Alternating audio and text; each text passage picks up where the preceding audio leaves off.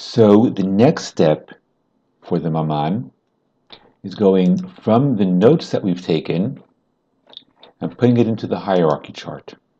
You can find the hierarchy chart in week 1 on the course site. And when you click on the link there, you're going to get a view-only copy.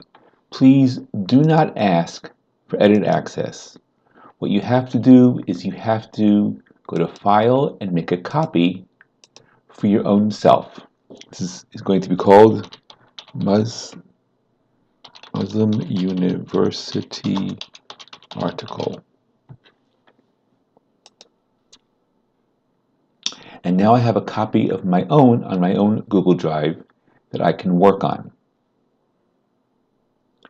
Obviously, one of the first things that we're going to do is we're going to make it 100% so we can work on it. And the topic of the article that I read is, in fact, Muslim universities. And the main idea of the article was Muslim universities have a lot of room to improve.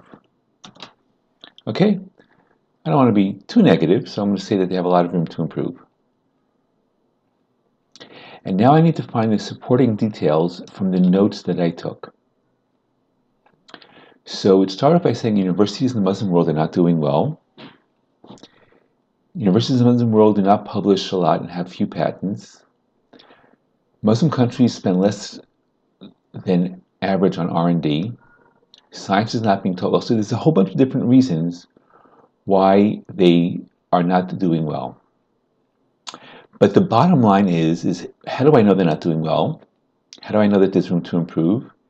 It's because they don't publish enough articles and they have very few patents.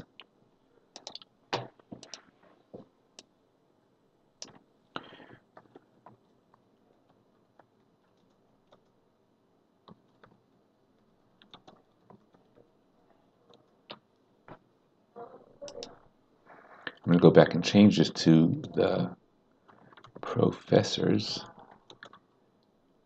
at universities in Muslim countries.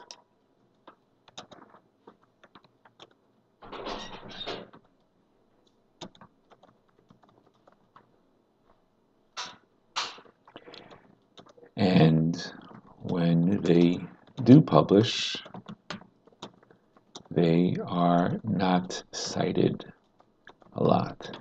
So one of the ways that we know that there's room to improve is because the professors are not publishing a lot and those papers aren't getting cited. Another way we know that there's a lot of room to improve is that the countries are spending a lot on R&D. Science is not being taught well. Muslim countries are producing more papers, but not as many as other places. So it's getting better, but not really doing well. Even when papers do get published, they're not cited as often. So we already did that. Education students get is not broad enough. This may inhibit creativity. So we have one here about the education itself. We had one here about science is not being taught well about the education itself. So I'm going to put those two together. There's something else here. The teaching methods may not be the best, and the important material may be left out. So I'm going to write over here.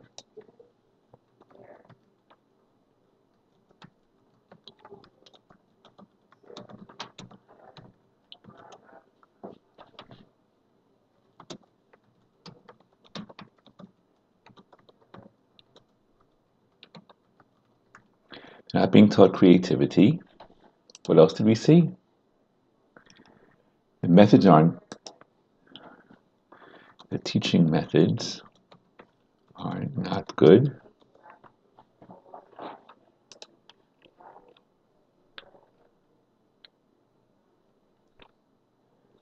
and the teachers need to be better trained.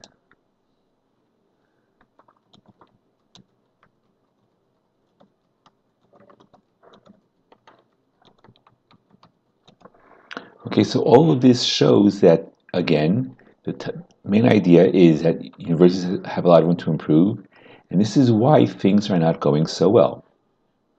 Here we saw that the universities need to measure what's important and do better on that. So part of the problem is they're not measuring it, and here we said if it starts in a few places, others will follow.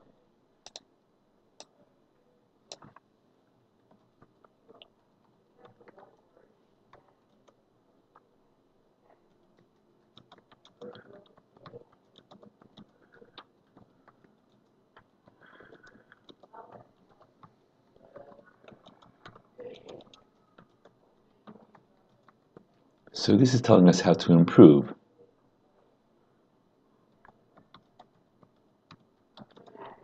Okay, now I didn't put in all of my notes. One of the notes I wrote about was that the governments aren't helping enough with money, but I didn't put that in here, and that's okay. And then I have to write a conclusion. Now I don't really have a good conclusion here from the article itself. They ended the article with our task force is putting together an open call for universities to join the network. Okay, so I'm going to have to come up with my own conclusion, and that's okay.